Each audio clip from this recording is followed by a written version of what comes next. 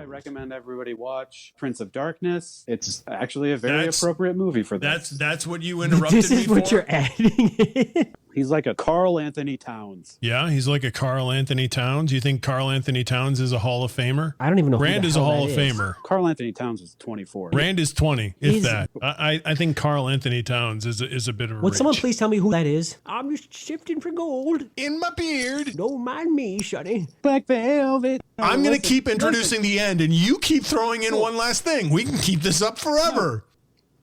Welcome into the Jack of the Shadows podcast, episode 13. I'm Eric VC, and I'm joined by the Chain Gang, Adam and David. Working on the Chain Gang. This week we're still recording it at the same time. We will be covering chapters 19 through 24 of Robert Jordan's second wheel of time fantasy book, The Great Hunt. We will begin again with a climb to the top for a view from Dragonmount.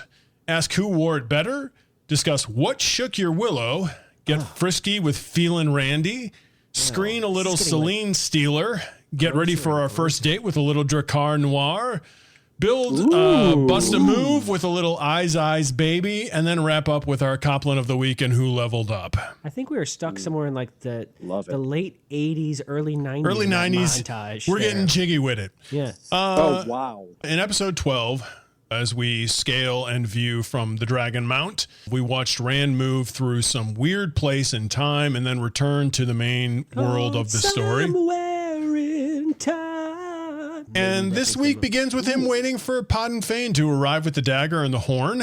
Rand makes great guy to be waiting for. Right, you want to wait for that guy. Waiting on Podden Fane. Wait when you don't know where he's going to show up. The Fane gang. Rand makes a bold move and rescues both artifacts and then decides to take the Lady Selene to Cairhien. Rand then has a weird episode with a giant statue holding a glass sphere.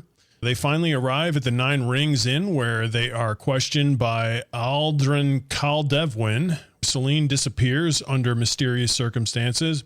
And we finally discover where Moiraine has run off to. She's in Arafel, visiting a couple of Sedai who have a library of books because they are writing a history.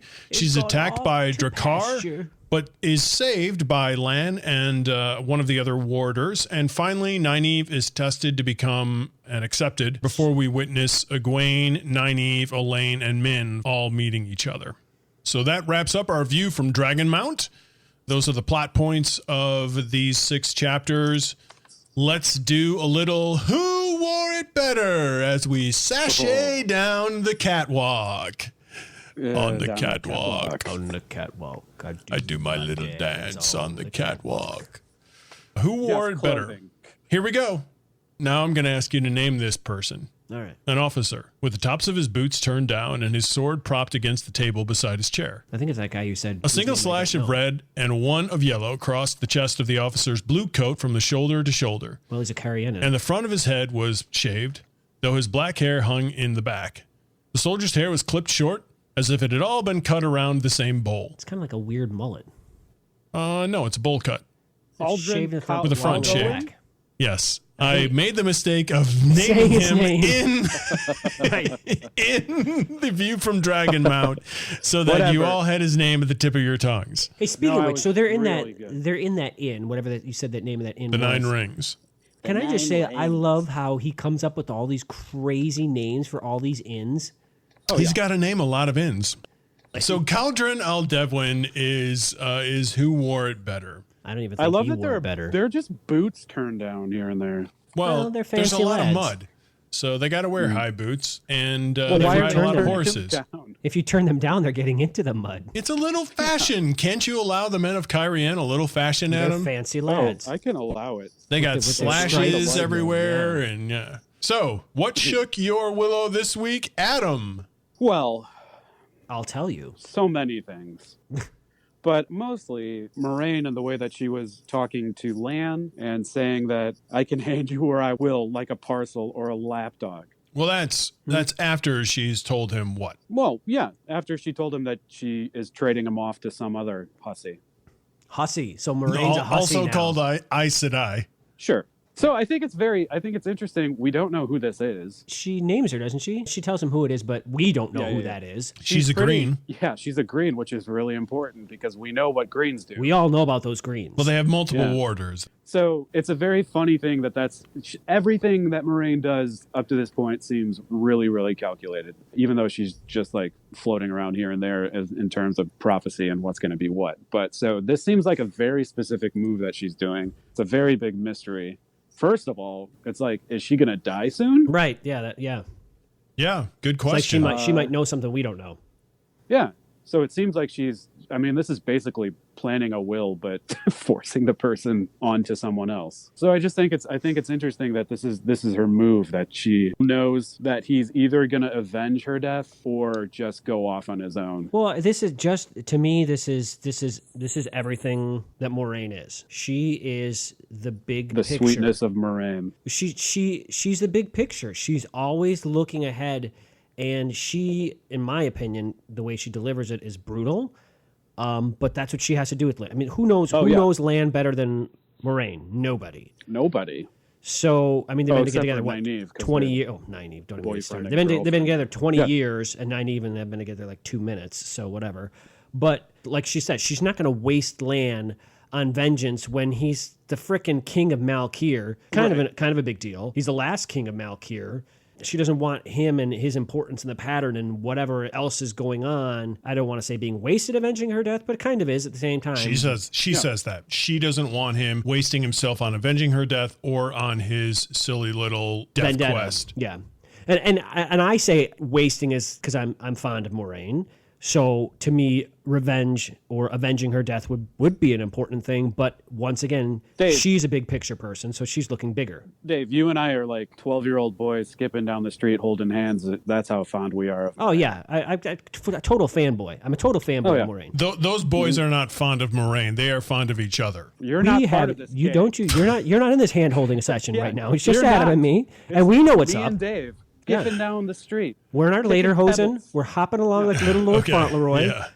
Looking at that picture of Eric. Only one of the three of us has lederhosen here, and it ain't you two. The thing with her, she's never doing this. It's never about her. Another interesting thing, though, is that she is a little angry at Lan at this point because he's the training. A milksop. Well, and not only that, no. with Nynaeve, but a milksop that's constantly described as a stone. Unless he's around Nynaeve, and then he's like, "Oh, Nynaeve, It's not take my signet. I can't marry you. You can't be around me. Anything you want from this relationship is never going to happen." That is the hardest milksop. I don't want to be sopping up any milk with that thing for you. That's a hard block of milk. Try to sop up milk with a stone. And no. So she says that you brought him to the Amerlin speaking as a Borderland and a soldier, a Borderlander and a soldier born. She's pissed off that he gave Rand that training. No, I'm going to disagree with her there, and I'm going with a good for Lan there, just from the standpoint of, and he was right. I mean, I feel like he did the right thing, and I don't understand necessarily what. Well, she's upset because he fiddled with their plans.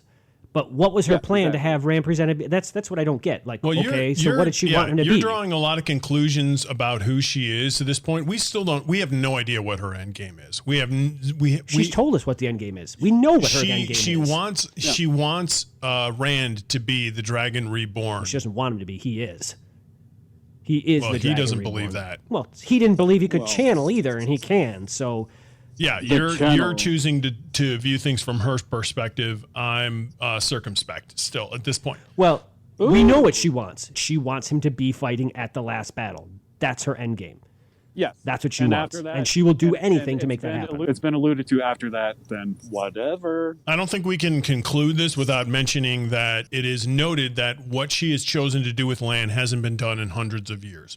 So she is making a radical exception, and it also seems that if indeed it happens, it also seems that the person that she's passing him off to is simply a way station for some other sort of final destination. That could be Nynaeve. Yes, right. It sure seems that's the way things are setting up. Which is also even more interesting because those two are not best buds, Nynaeve and Moraine.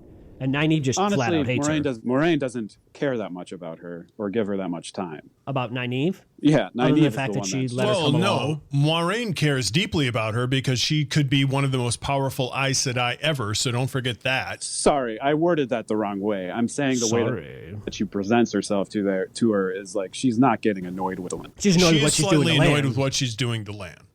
I would not say that Lan has become a milksop. I like the metaphor that she uses, which is he is like a wall that has ivy creeping on it and is finding the slivers. To me, apparently, that's a milksoppy wall. It's got some sop in it. So, David. My topic of the week, notice I refuse to call it that other thing, was the whole thing where Rand fights his way out after he and Loyal grabbed the horn and the dagger. It's just amazing. First of all, how they even get in there.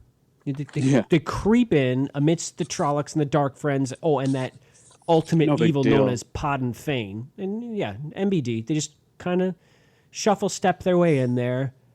Rand, once again, Rand the man of action as opposed to just observing. They grab the thing. Loyal takes off like a horse out of hell. And then Rand just becomes, he becomes Lan. He takes all of Lan's lessons. She's just like Zorro out there. He's Zorro. He cuts all these people down. Trollocs, he just goes through them. He's doing all these forms. He carves his initials into their back. He might as well have. I think he goes through like 7 of them at one time or some ludicrous number of guys. He cuts his way through, wipes his sword on them, and then he's done. And they're like out of the camp. It's just amazing. Happens very fast, yeah. Yeah, I mean, he is a whirlwind, a dervish of like death. He is a whirling dervish. Yeah, he keeps impressing me with his, not just his martial ability, but his ability to act in the moment, and just it's super cool. Acumen. So that was my... Yeah, he also touched the dagger for a second. I'm just wondering what that is going to mean eventually. I don't know. I don't know if it's like he didn't seem to have any ill effects or didn't seem to want to grab it again. As of yet. As of now. Yeah. And then they locked it up pretty tight in that chest. So, like, I would put it, like, wrap it in lead. How big do you think this chest is that only Loyal can, like, pick it up? It's got to be pretty big, right? Well, if it's made of gold, too, that's going to weigh a bunch. So that's true. It's, gold we know is not super light. Precious metal. Right. So, yeah. And not only that, Loyal grabs this hefty thing and I was running. He's running with the thing cross country. Keeping up with Rand's horse. Right, we know Loyal can actually outrun a horse. How far away do you think they were? It seems interesting to me that it doesn't seem like the Trollocs or Podden Fane was really going after them that hard. They were at least over the river and through the woods. I mean, they were a little ways away from the campsite to where their horses were stowed. Yeah, but they ran. They could have been run after, but I guess, the Trollocs don't have any horses. No. Yeah, Podden Fane and those guys don't have any horses. They ate them. So, They were the stew. They were the midnight snack. David, you talked about Rand deciding to make this.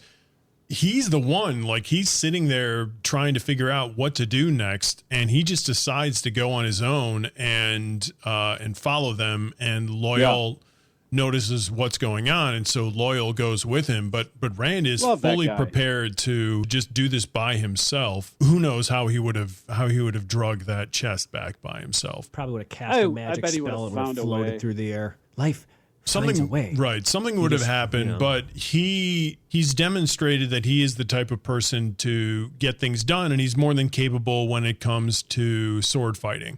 He's a very quick learner. Yes. My Willow of the week is Nynaeve. We learn a lot about... For once, I can cheer for her. Her inner life. Yay! We learn a lot about her inner life from her ordeal in the Sangreal with her greatest fears. And those are some tough scenes. They tell her going in that she's not supposed to be able to use the one power, and yet she uses it repeatedly, which causes some problems for her.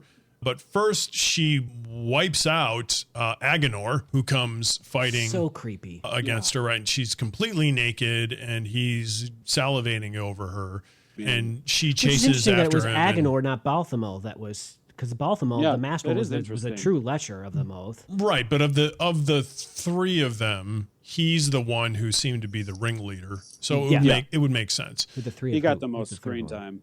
She then The wisdom. realizes that then she goes back to the two rivers tough scene. which we know she's really, really missing. Children are dying. Oh, Right, The right. crazy wisdom. And this is all a fantasy. Yeah. I mean, we don't know whether it doesn't. One wouldn't think that any of this was real, but this is her Who worst knows? fear. That's a good question, though. Right. That's a good question because what are these things? These are her fears. I mean, we know No, that I she's know going that. in there I to know fight that, her but fears. I'm saying, what are these pieces of magic, these arches that they're running these people through? Is Sangreal? this So another? that's the is other. this another dimension? Right. That's the other Like we interesting were thing that's brought going to on here is before? we have experience Yeah. with alternate universes, a multiverse. This seems to be channeling some kind of multiverse. And that's what I was thinking about Yeah. this. They've talked about some people don't ever return. So Right. do those people just live on in that world? And if so, Seems that way. what happens? Like, does the world just keep continuing? Or do it they has. just die instantly? it. I mean, No, I don't think so. I think they No. continue living on in that other well, universe. if they did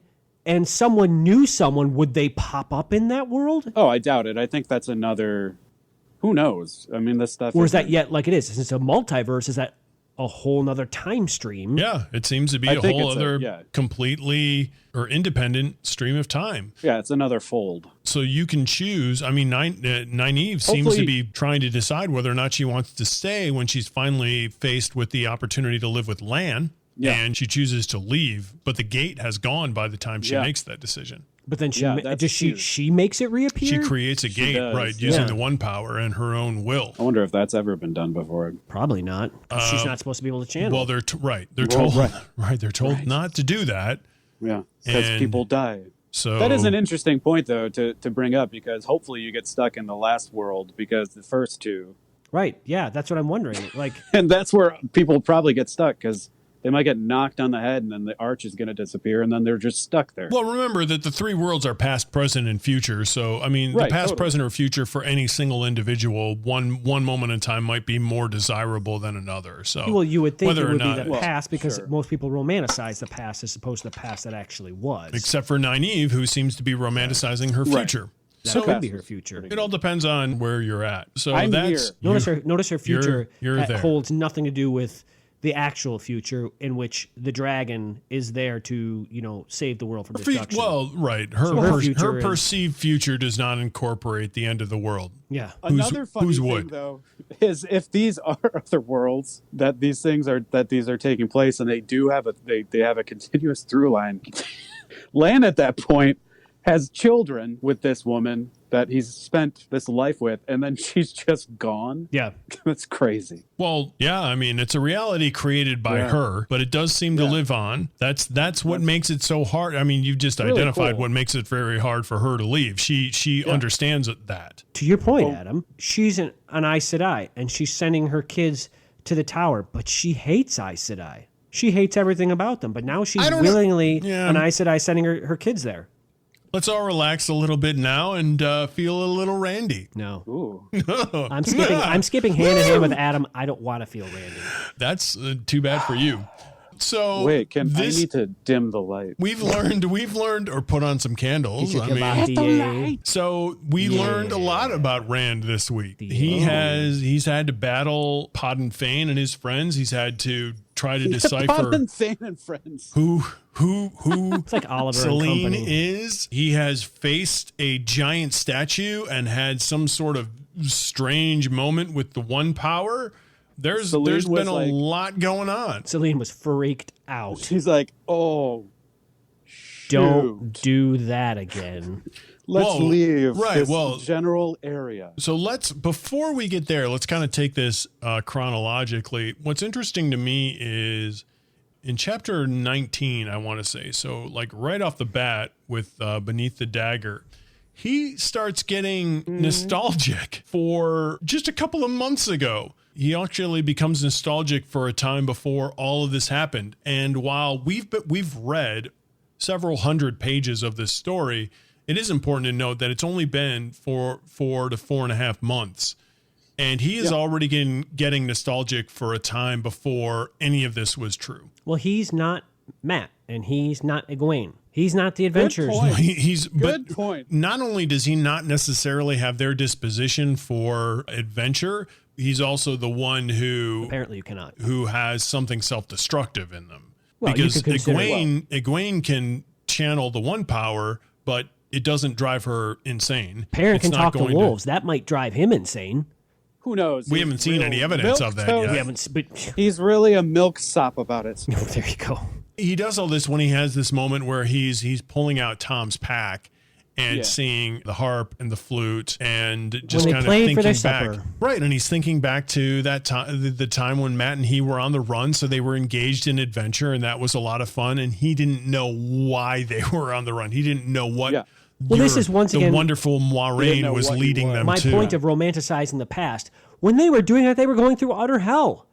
They were getting sick all the time. They were being pursued by dark friends. They didn't know where their next meal necessarily was coming from. It was raining all the time. Mm-hmm. Lightning made Matt blind, Rand practically deaf. There was no fun about that.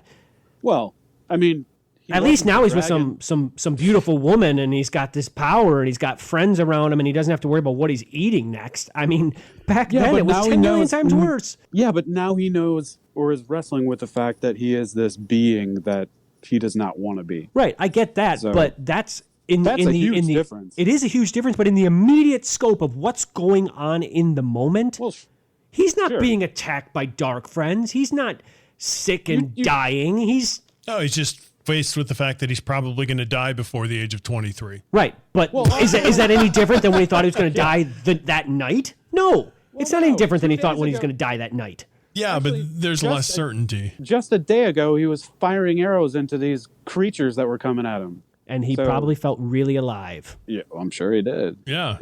In the moment, sure. But that's what we're talking about in these moments. It makes sense to me. Yeah, of course it makes sense. And the time frame is so small, which is nuts. That's the fascinating thing is that he's feeling nostalgia. Usually when we think of nostalgia, it's for something that's several decades old, not something that's a couple of months old. That's unless what was you're in a interesting bad relationship, but that's a whole other matter entirely. That's a whole other problem.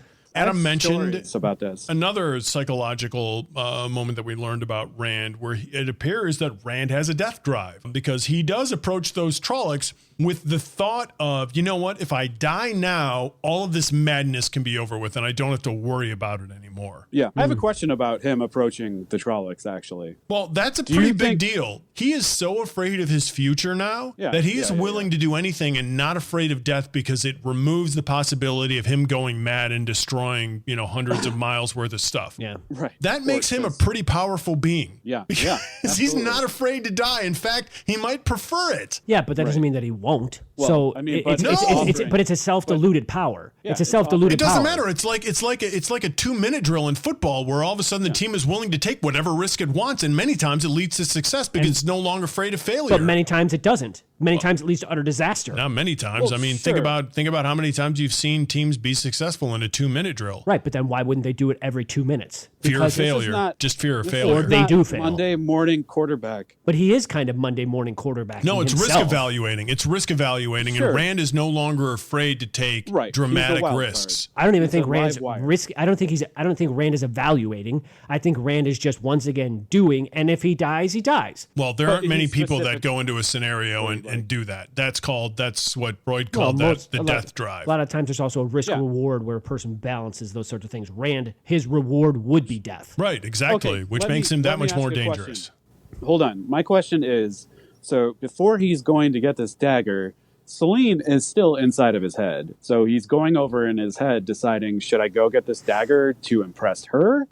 Or is it because he's going to do it because of Matt? I think it's all the above. I'm sure. Well, we've known that he's been chasing the dagger because of Matt from the beginning before Selene even entered the picture. Right, sure. Yes, absolutely. But now she's there, and it's just an interesting thing to me to think about. Is she pushing him to do that because she has these strange powers? I don't think so. I mean, I think that the influence that she has over him is more him just wanting to be around her.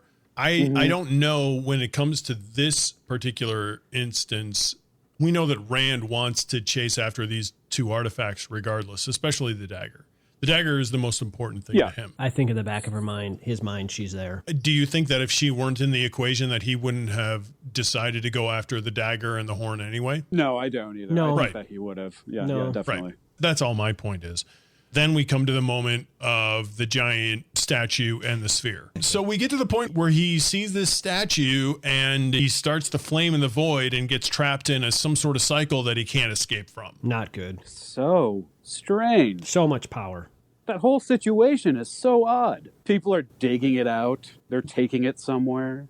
How are they going to even take that thing somewhere? Yeah, It's they monstrous. don't explain it. The guy who's overseeing it simply says that because we were asked to do it, it will be done. Which, I mean, I suppose that's what they told the Hebrew slaves when they were building the pyramids. And yet they did it. Sure. Right. Well, right. They got it done. That's my point. But they didn't have to move it somewhere. So Right. Well, they had to move things from someplace to They did somewhere. have to move Blocks giant of bricks. stone, Yeah, huge bricks.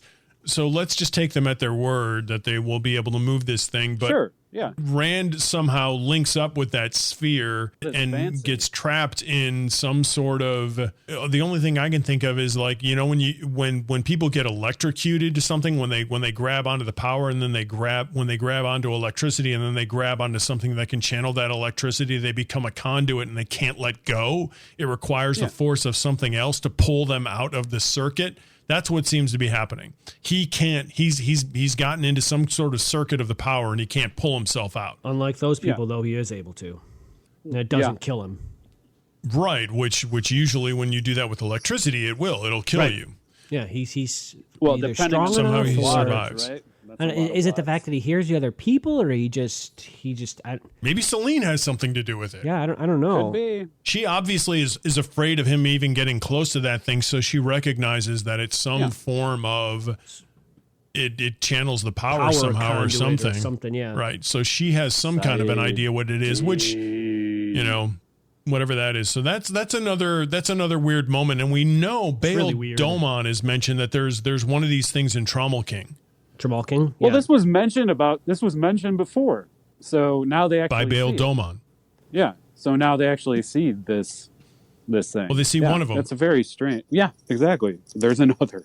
I feel like there are all these other. Yeah, there's a bunch of garbage out there in that world, Yeah, there's including those stones, those traveling the stones. portal stones. There's there's ways. While in this trance with this thing, Rand shouts out an Aiel chant that he heard from Loyal back in chapter 34 of Eye of the World. Yep. Yeah. Yep. That's crazy. Really cool. It's really cool. Yeah. I love it. He's speaking in tongues. Where did that come from? He doesn't know any Aiel. No. And yet everybody thinks he's Aiel, Everyone and it thinks he's seems Aiel, like he has so Aiel lineage. Maybe he's got Aiel in him. Yeah. So, Or like Matt. No, Rand, Maybe you it's could like pass. Matt Matt speaks does it in another language, so maybe Yeah, but Rand that's at can- least an old language from where they're from. right, it's part of their genealogy. Well, we don't Even though they really. wouldn't This seems to be part of Rand's genealogy.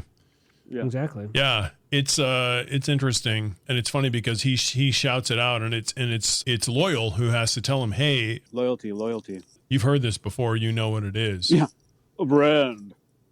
So those are developments with Rand. He seems to be becoming a pretty potent little being. Little being. Another potent being here is Selene. She disappears at the end of this, so we don't leaves see her bad. for a She while. leaves a note, though. But And that's why you always leave a note. Right. she Kind and considerate. I don't trust this woman. Nor should you. Yes. She's obviously Oh. way more than than human, and Like White Zombie says. she doesn't trust people either.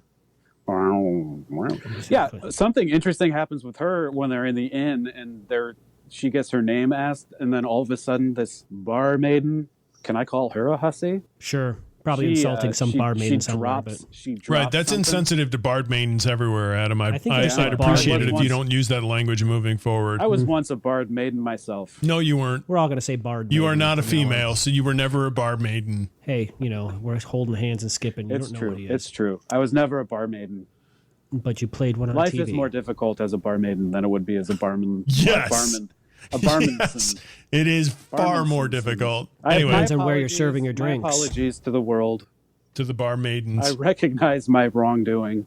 Your apologies to the Wheel of Time world and the challenges of the bar mistress. Before that, though, Rand wakes up and sees Selene rummaging through his stuff. What is she looking for? Yeah, no kidding. Dirt. Oh, apparently her dress. Evidence. Well, as in the dirt, evidence, something. But she likes him. But she also wants to control him. We're clearly seeing that. She wants to control him so that he can become a king, though. Or something. I've worn this dress something for more too than She he wants is. him to become something great. Yes, well, something more than he is. Yeah. Could be anything. Could be, Well, it's could be something. a warlord. Could be could be anything. Well, It's something historic, something of historic significance. She doesn't want him to die She and doesn't want become him to be a a peon. shepherd. She is not happy with the caterpillar. Does any? I She mean, wants the what do we butterflies. think she's looking for there? Yeah, I have no idea. Well, let's all think what's in his saddlebags. Well, Well, I know we- that, we why know, would but does she know? that's there? Yeah, why would she know that's there? What No, could- she what could- doesn't Real know. bizarre. Or maybe she was going to put something in there. Who knows? Maybe right. Maybe she's putting. I don't think she's She's planting putting in- something on him. she's putting in Maybe a she does have hands-on some kind of an hand- idea of who she is, and she's looking for those things. Yeah, But she's still- looking for something. That's not weird. trustworthy. No, not she's trustworthy at all. acted really, really strangely. And not only that, we but the don't fact trust that her. Rand says nothing about it. I'd be like, Well, I mean, what are you he's like, doing he in my says that he stuff? was He's sure that he had infatuated left with his her. bags by his side, so he knows something's up. Yeah. Yeah, good point. She takes the bags from him. He doesn't even notice that. She whisks them away and then is rummaging through them, Odd. Looking for it's weird. I don't know what she's looking for. Maybe she was hungry. She maybe was she- looking for it. Maybe Right, she's she's looking. looking for Maybe she's a looking Twix. for the horn. She's looking for beef jerky. Yeah, it could be the horn. But then she But suggests the horn's inside that giant box. She so- suggests that Rand run away with her and the horn and become some sort of great lord greater than Archer Hawkwing after she's Rand has really repeatedly indicated to her that he has no interest in becoming somebody important. Not only that, after Rand has repeatedly indicated how important it is to get the dagger back to Matt, and that's like his sole primary goal. yeah. But she Right. wants him to just run away from it all. Yeah. And delusional. She's really interested in seeing what he will look like holding that horn in his hand. Yeah. Or her. Yeah. One or the other. Well, she might be. I mean, she might be a gold digger. She might just be some woman looking for, a really great lord to come along that she can marry. Knowing her Sure. looks, I don't think she would have any issues there whatsoever. No. She's looking for something specific. Well, she thinks that Rand could be the greatest man in history, possibly. I mean, she says he could all be greater time. than Archer Hawkwing, Right. who is a historic figure. Right. So once Yeah. again, this is something specific. It's bigger. It's bigger than money. It is about historical be a- significance. Well, it could could be be a just real an amount of money or Miles power. yeah. I mean, right. I mean, we might need a better term than gold digger, but she could be somebody who's just power looking digger. for right. Yeah. She's just looking for she's looking for something great. Yeah. I think we have a better word, and it's called a vampire. So there's that, and then there's the moment right in the end where they're getting questioned by Aldevwin, and she seems evasive, and then right when she's asked who she is, Kapoof. Flume! Yeah. The grenade went Convenient. flume. Yeah. Right. And a maid who has never dropped an oil pot in her life has a twinge in her arm, drops an oil pot, and causes a fire on the floor. Yeah. Just like the This letter's barb- not signed. This bar maiden put her time in, going through things I've never gone through. She's not a bard maiden, actually. I don't think she's a really server. good. No, she's not. She's just working there.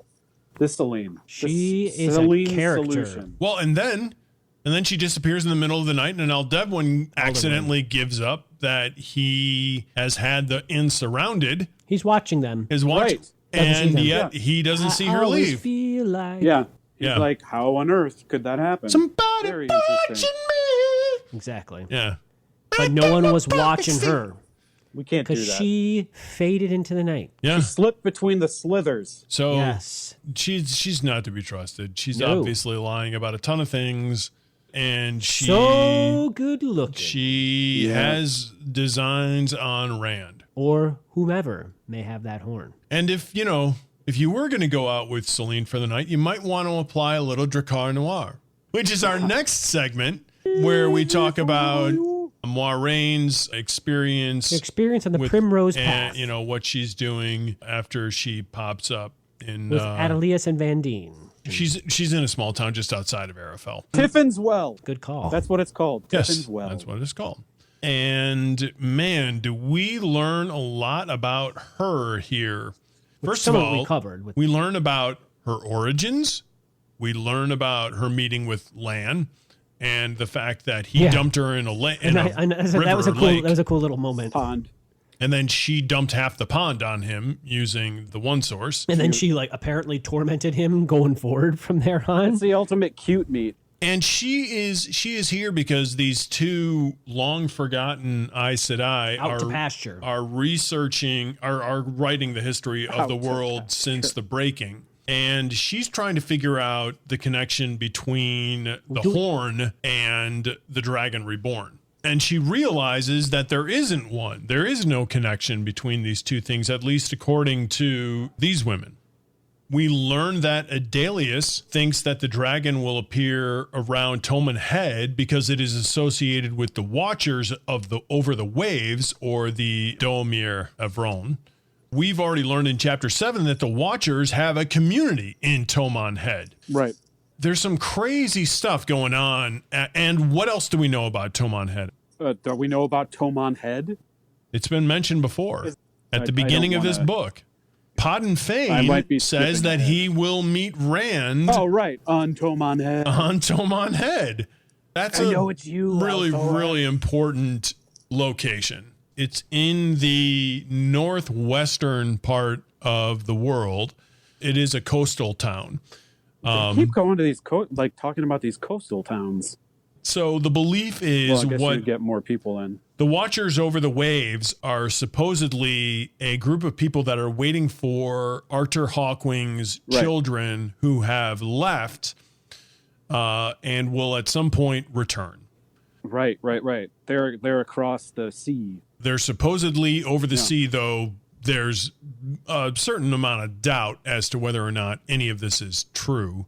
But yeah, they're supposedly over there, and there's a community that's waiting there, waiting for them to come back. And we know that crazy, weird things are happening on Toman Head right now that we've only heard through rumor up to this point.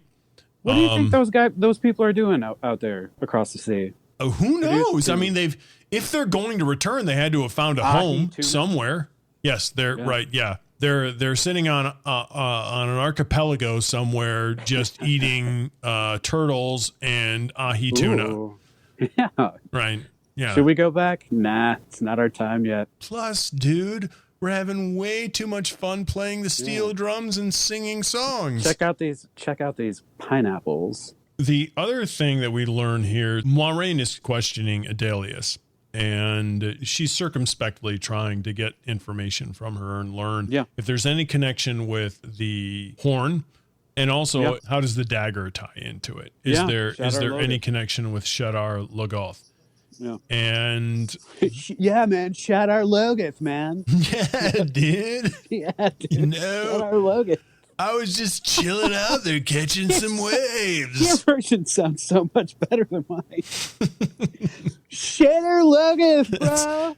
So yeah, there is no connection. Yeah. She says that there isn't any connection with any of these things. So some of these things that she has allowed to impact Rand don't come into the prophecies at all. So despite the fact that we're trying to hold her up as some sort of harbinger of truth, it seems like she's screwed up. No?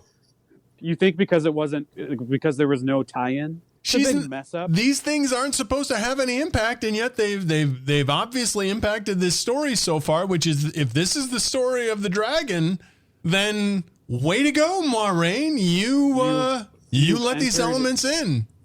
Yeah. And the Horn isn't as big of a deal. Because it's a pretty big deal. It's a power for good, though. I mean, ultimately, it can be used for good. But it seems like anybody that blows on that trumpet, that horn, is going to get dead people coming and fighting for them. Yeah. So that could be a Draghkar doing that. I'm more concerned about the dagger. Yeah. And the influence that the dagger could have on Rand's future. Right, because it seems like an infection that could just take over the entire world. And while at the time, within months, in that chapter of The Eye of the World, it seemed like the right decision to make. Like it didn't seem like they had any choice. But yeah, it also seems like they unleashed something incredibly dangerous. Hugely. And now it's going to impact this end of the world story. Well, one of the reasons why they... Yeah, and Rand touched it. Rand freaking touched it. No, it's just interesting because Moiraine has been trying to figure out like what the horn and the dagger have to do with the end of times story, and they don't have any impact whatsoever, and yet she's allowed both of them to have an impact. I feel they like aren't in any prophecies. Okay, well, that we know of thus far. Well, she's with the most important, some of the most important sources. But she's with some of the most important sources, but that's not to say they know everything. We're banking on the fact that they're the be-all, end-all, which they may know a lot, but once again, they don't know everything. They do know that the seals are weakening. Right. Yeah. That's not the horn. So we're banking on the fact that they know everything there is to know about this and what impact it may have on the end of the world. And we don't know that. Well, we don't know. There's just not enough to know there to make an educated decision, and I think that's what she's running into. We'll harken back to Tolkien in the boys' room. It's the same when Gandalf goes off and he starts reading. Oh, Adam, you read my mind. Yeah, you're at the epicenter of it. So I understand what you're saying, Dave. Yeah, they don't know everything, but they know the knowledge to that point. These are the people who know all that can be known. Yeah, they know everything. And like you're saying, they don't know everything because whatever. It's to the point that we know everything about gravity. There's a reason why Moiraine came to these two women. And I feel like she leaves not knowing it. I feel like she's gone there. What's ended up happening? I feel like she leaves concerned. She leaves concerned. She's like, oh no. Those are two big things to be unleashed.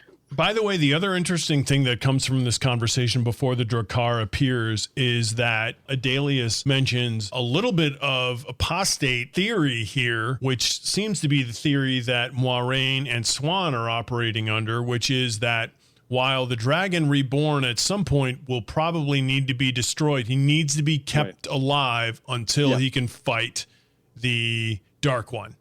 You know what I'm going to give you, Eric? I'm going to give you 100%.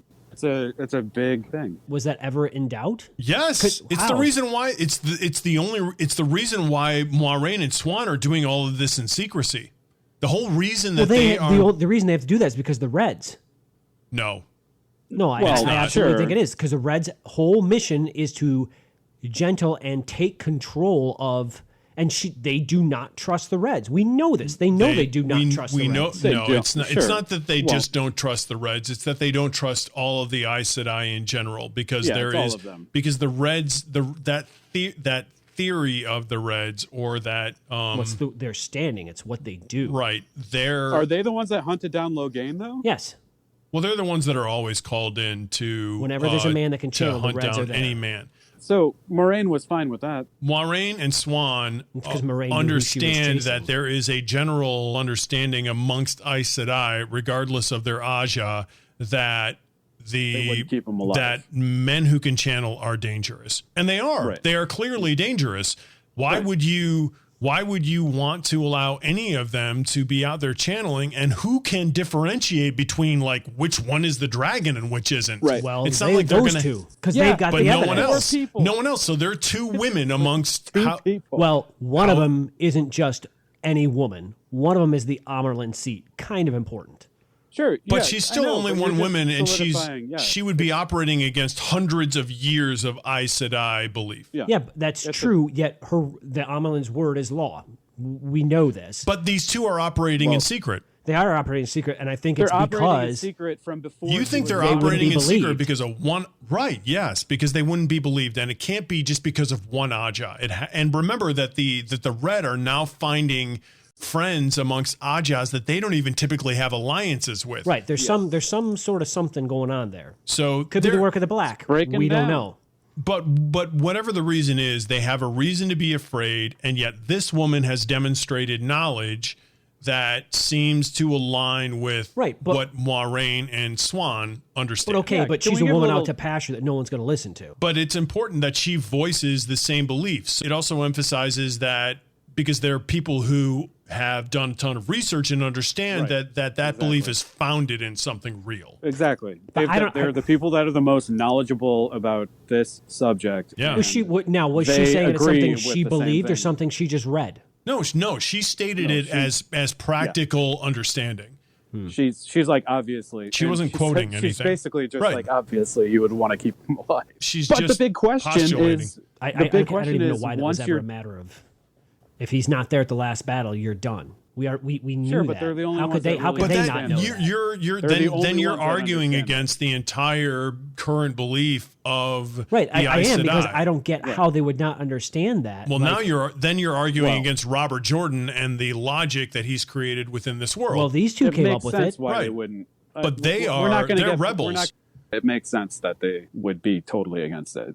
Like, it doesn't matter which Aja it doesn't matter which color you are. No. Why? You're scared. This is what you've been taught your entire life. Yeah. You would be terrified of that. And it makes complete sense that men who channel are dangerous, are incredibly dangerous. But that's not the point. And then the majority of them just didn't put the time in to dedicate 20 years. Well, it isn't even that. It's apparently they've not read the prophecy, or they don't believe in the prophecy. Dave, you're just not respecting the amount of research that these two women did. They put in 20 years of their life doing this. Right.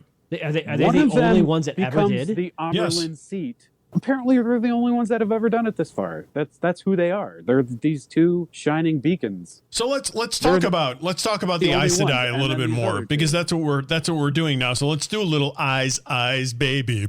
Oh, is that what that was? Boom boom boom boom boom boom. I couldn't figure out. No, it's like bum bum bum bum bum bum. Right? Yeah. No, it's different. See, because we did it. Yeah. We learn a lot more about the Aes Sedai through Nynaeve's experience with them. We also learn about them through Moiraine's experience with them.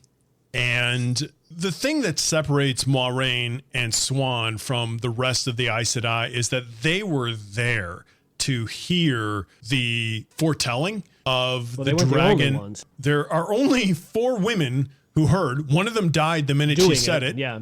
The other one, we don't really know a lot about right now. Yeah. And then there is Siuan and Moiraine. Okay. So they are the only people who have any sort of knowledge that the dragon has been reborn from the horse's mouth, so to speak. Then we have these other 2 women who have been doing all of this research. Are foretellings always correct? Yes. True foretellings are. So the only question is does this person actually have the ability to do a foretelling or not? I guess they kind of. And in this case, this woman was identified. Right. It seems like the case. Agree. Yeah. And the reason I say that is because Elida had one. They indicated that Elida has also had the foretelling before, that she has the ability to do it, but she doesn't do it very frequently. And meanwhile, Egwene might have it. So that's the reason why Siuan and Moiraine are on this quest. Which makes it interesting that this other woman has the same perspective that they do. Right. Which indicates that academia might follow Siuan and Moiraine, but that still the entire majority of the world would be against it. Yeah, right. And no one's paid attention to it. Oh. But the Browns, who study stuff and make a life's work of this, people like Varen, for example. Varen also is an ally of theirs. Right, and I feel like Varen knows this. Mm-hmm. And so she's a Brown, and she studied. Yes. So it isn't just Siuan and Moiraine. There's more people. Well, we've seen 2 more so far. So I guarantee you that there are many, many more people that are actually studying it, but they just didn't do a good enough job. Well, then you're faced with the point. Then you're faced with the decision to make of either Siuan and Moiraine are fools, and they're presuming that people are going to operate a way that they're not, or that they in fact have a firm grasp of where the Aes Sedai would lean, and they understand that they would lean in favor of gentling him. We'll find out. And not preparing him. I mean, which makes sense because they just did it, and we are introduced to Logain, and they just did that. So they completely would do that. It doesn't matter the amount of evidence that even those 4 people could produce in front of whatever court of law. I don't think we can say that yet. Some other interesting things that we learned. We got introduced to Elaine, and Elena Min came back. It's really crazy that they're best friends right away. They're all hugging. They did. They chummed it up real fast. And then we learned we learned more about Min having visions, and she has one about Elaine, and there's a severed hand that is cut off. Severed hand, whatever that means. That can't be good. And Elida gets mentioned again. Elijah doesn't just get Yeah, mentioned; so she shows Elijah- up and so takes Elijah Min shows off and up. grills her. She's questioning Gowan about Rand over and over again. I don't know how she knew that Moraine summoned Min. She's So, she's up in Elijah's people's questionable. business. Yeah, I don't. Yeah. I don't like her. Suddenly It's so brief, and then they're best friends. Right. And then something is mentioned about the fact that Rand is not going to be married to one woman. Well, I think it's And that people in that's this Min's situation might mentioning. be involved. I think it's fascinating that we have this character, Min, that is just peppered into this story. And she has these crazy powers that she can look at people and see the future. She doesn't really understand it, but she's seeing these visions. she doesn't And then understand she's all just of being it. brought up. She's just being brought up in this last chapter that we're reading, and she just shares this information with Elaine, who is another huge character who was the daughter of the queen, and she's getting this information about Rand. It's just solidifying these groups of really powerful, bright futured people together. I don't like the fact that Elida's there. No, it doesn't problematic. seem to be a good thing. We know that the point? Black Aja exists. We don't necessarily know that Elida is attached to that. Right. Min is the surprise. She disappeared. I don't think that we would have dismissed her. I mean, she has this power, which seems to be important, and she's an important character because she has the ability to see in the future, and yet not so powerful that she can just tell the entire story. She can't interpret all of the signs that she reads. So she's a great character to have because she can present these prophecies to us that we are then, as readers, constantly keeping our eyes out for to deduce the clues that she's given us and unravel the mysteries that she's laid out for us. So it is surprising to see her there. I think the craziest thing of that whole chapter was the almost ending line where Min says, "What is he? Light, I don't want to fall in love with a man I've met only once, and a farm boy at that." Yeah, thank you for bringing that up. So, what is that? So Min obviously knows that she's destined to fall in really love with into Rand. Elaine's infatuated with him. Elaine's It seems to be. Yeah. Min is interested on in a him. whole nother level of talking about falling in love with the guy. What does she know? Well, that's just it. She knows something, but she's clearly not in love with him now. No, but so that's this is the first we've heard of that. She does. She has seen things. She did see things about him, and she mentions the fact that he is going to be somehow involved with 3 different women. And okay, right. There's all in of that. no way, shape, or form before this point, I can't think any of us could logically say we would have deduced that she's one of these 3 women. No way. Well, I wouldn't have thought about her because No. she hasn't been around for a while. Right. Why would you think that? This is the first instance where you are getting it, and that's a big bomb being dropped right there. Yeah, it's huge. It's Yes. awesome. Yeah. Sure. Yeah. Some other interesting things that we learn generally, actually, to the Aes Sedai. We learn a little bit about Terangriel and Angriel in general. Terangriel being things that were created for a specific purpose and may even be able to be used by people who don't channel. So Don't you feel like what we learned is that they don't really have any freaking clue about it? A little bit, yeah. Yes. It's a little bit of an enigma. They know a lot about it, but there's also just this, I don't know. And so apparently there was so much talent that they lost. This is a world where the most developed society is thousands of years in the past.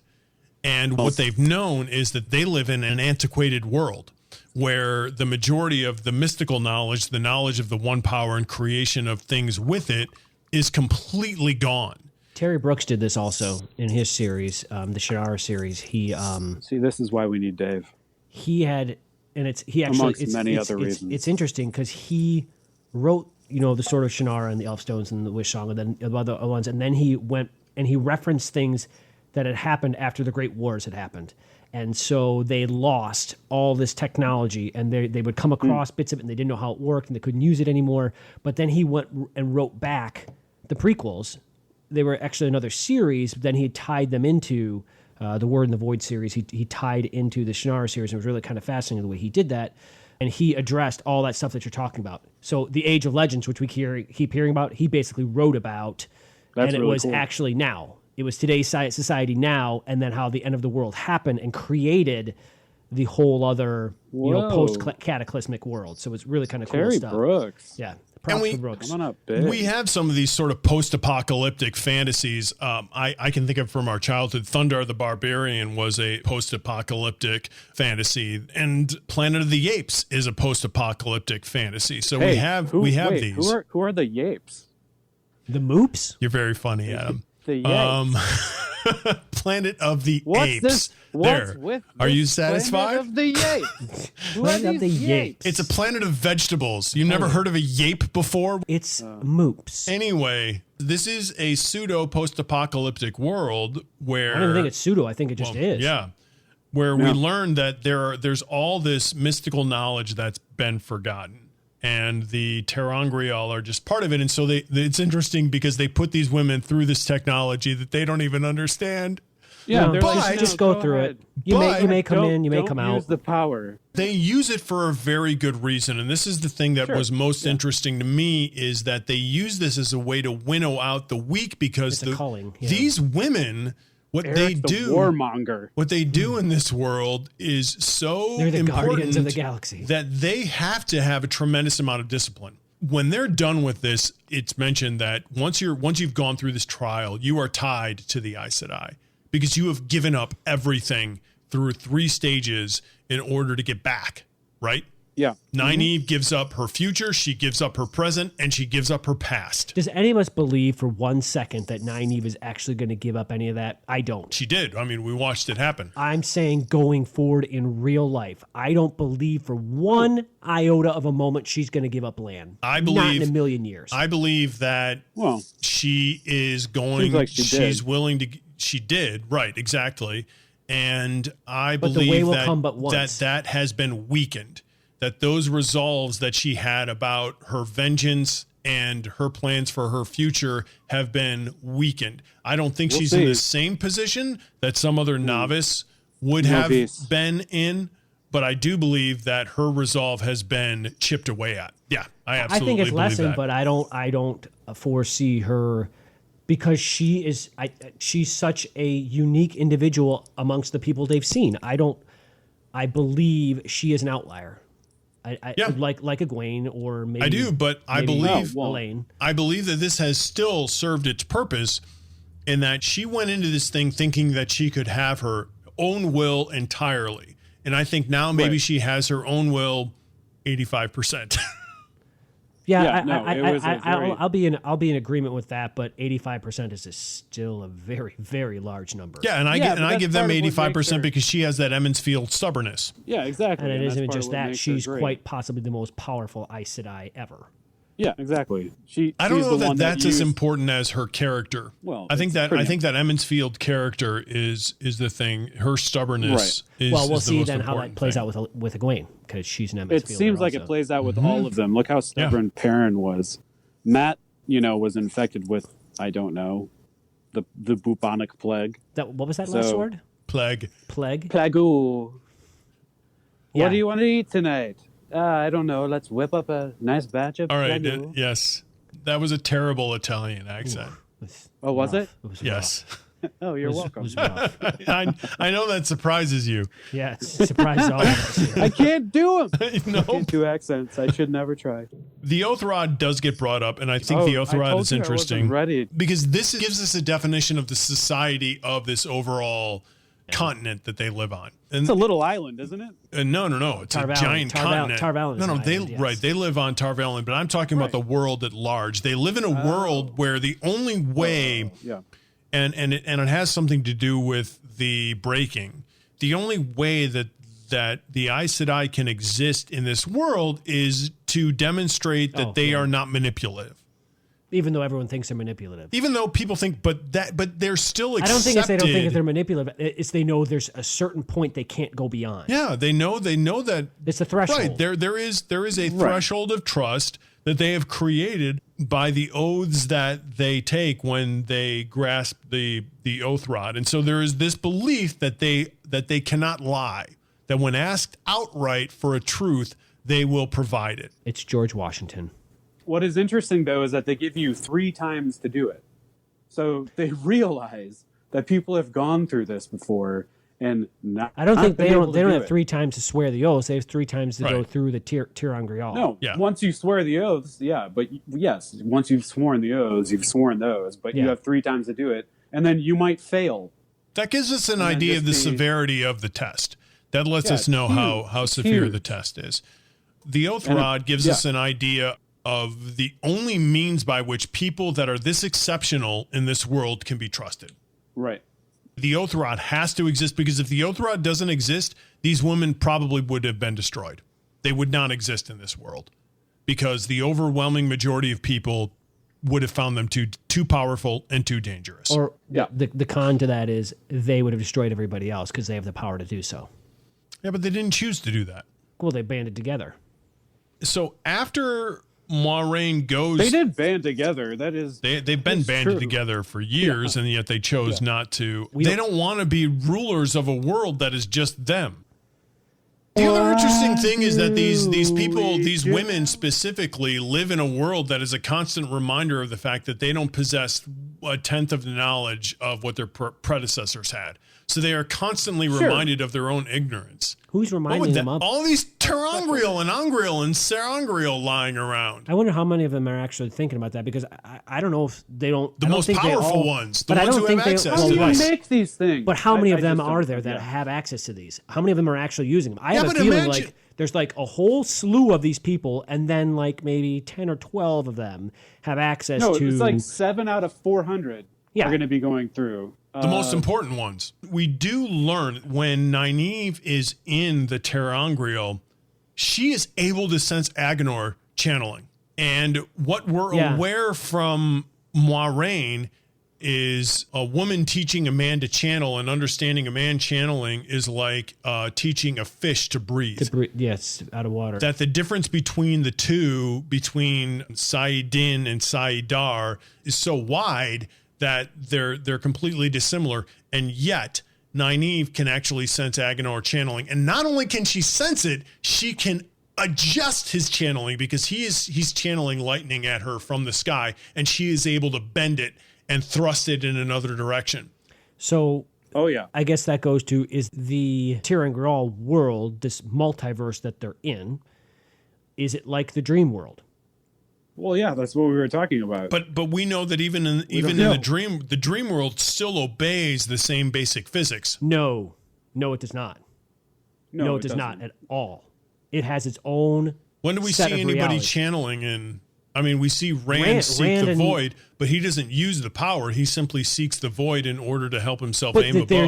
there's like fires in places that shouldn't exist, and there's also Oh, the, yeah. we've There gotten are a bunch of stairs that you're evidence. walking Do we up. see anybody use the one power though? Well, my point is, we you can't take for fact that the dream world is going to operate in the same way that the real world's in, because, for example, when they then that makes that conversation less interesting. Then, Well, then you can because just attest it all to that it just operates on its own weird set of physics. which I think it does, because in the real world, when they were confronted by Agenor and Balthamel, and they were channeling, this point Nynaeve knew knew nothing doesn't about matter. it. Nynaeve Yeah, at this point knew she could channel. Yeah. She should have been able to sense them channeling, her skin tingling, or whatever you want to call it, that preternatural sense. Or she's just become more familiar with her own sense of the power. Yeah, but I don't that's think a- so. I do. I just I find think I think the dream world, anything can happen. That's not necessarily true, because when she was brought out, they specifically said you shouldn't be able to do that. So, Yeah, but that's she's- again evidence to my point of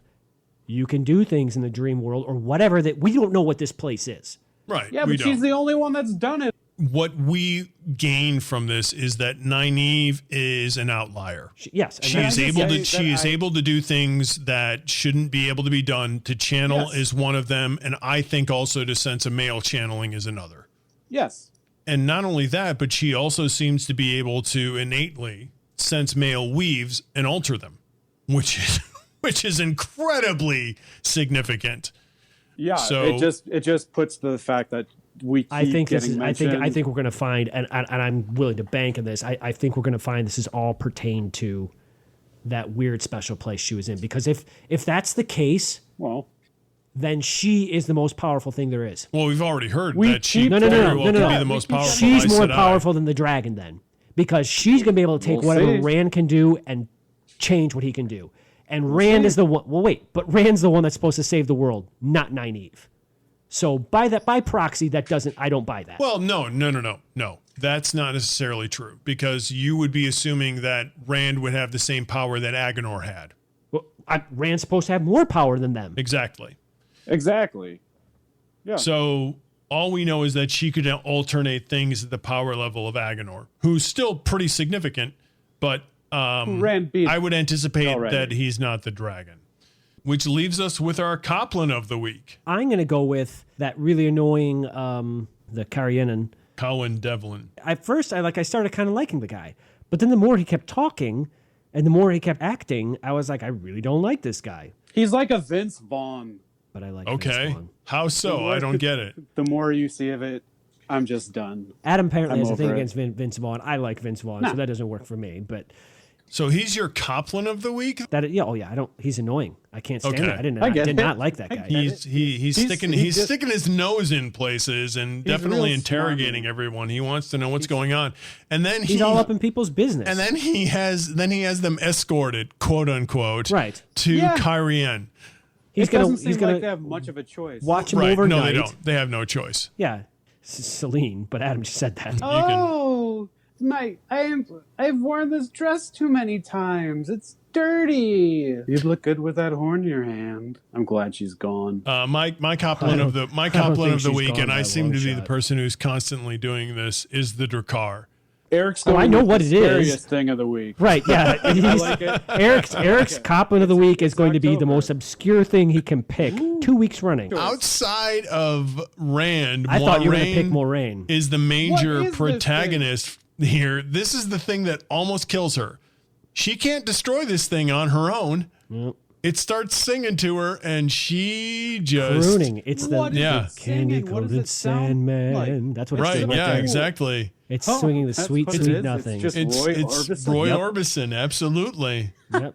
It's got huge, thick Pulls glasses her and a little pot belly, It would and do it's it. just It would crooning. work for me. He's like, I'd be like, yeah, "Hey." Roy, let's go. Listen, you know what it also is? It's Ka. It's Ka from Yeah, the pretty Jungle woman. Book. He thinks No, Moiraine is a not my pretty choice. woman, and he is enticing her to him, Oh, and yeah. then Lan Close your comes in at eyes. the last Not moment. only Land, though, that old warder came in. That guy's awesome. Yeah. He's These are a Adelius and old Vandine's aged warder. tree knot Yep. that comes in there at the end and He TCBs. and thwacks the Draghkar. There's an old age tree nut. Oh my gosh. and that's him. Copywriting that. That'll be a beer. And that is the victory of the Draghkar. That Draghkar almost really screws Spooky. things up there. Yeah. It's some sort of vampiric beast, a male siren that can draw things to it and then sucks out their soul. When I think of the Draghkar, I think of Stephen King's Library Policeman. Like, so this is my alternate. I mean, I don't know if you've ever read that story. It's not just Seinfeld's put that Bookman. lotion on it. We didn't like the know- librarian. Yeah. She was some woman who stood in the back and nobody talked to her. She smelled like cheese. Eric's on Eric this. is just He's not stuck letting on that go. Yeah. This Bookman. Yeah. So that's It's one of my favorite Seinfeld characters. that's what I he's- see. Yeah, murdering it, just slaughtering it. Yeah. So, who leveled up this week? Yeah, funny you mentioned that. I'm going with Rand. All right. So why? Oh, okay, nice. Why? Well, look at what he did. He rescued the frickin' did. horn and the dagger. He did pretty good. He He did good. killed all those Trollocs. He didn't even get touched by didn't. Well, all of that. I mean, he touched the the dagger so far that we know to this point. And apparently, up to this point, he's fine. Up to this point, he's fine. Now we know Matt touched the dagger right away and it had him right away. I'm not willing to buy that Matt was immediately Knowing Matt's transfixed personality, by it. Rand's like an unstoppable force of nature. He's a All big right. boy. Big boy. Who you got, Adam? Oh, Nynaeve. Oh, you're going with Nynaeve. Why? Yeah. I can see why. Because I was just exactly happy what she you were wasn't just- shut completely up. annoying this time around. Was that just sarcasm, Eric? Yeah, I was just teasing you. I get it. We just we because of exactly just what we were spent just 15 discussing minutes talking Had a about. segment for the on past her. Yeah. 15 minutes. So she get this giant orb, shove it at this dark friend, who is a very, very big, powerful dark friend, and take care of business. In a dream world where she's going to and she's naked. Yeah. That's why Nynaeve levels up for me. Makes sense. My person who leveled up this week is Sheriam. She is the one who comforts Nynaeve when she's going into the Terra Angrial. She's amazing with her. She's able to calm her nerves, keep her balanced. She's a mistress of novices. She communicates with her. Nynaeve is going into something that is totally foreign to her, and yet an incredibly significant moment from which she can't turn back. And Sheriam helps her navigate all of that. So we learn very little of her up to this point, but I really, really liked her influence on the entire ceremony and how she was able to help Nynaeve navigate it all. So that is my level up for the week.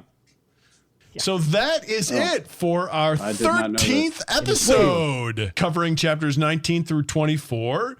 Join us next week when we ruminate on chapters 25 through 30. Until then, I'm Dave. That's it. I'm the only one.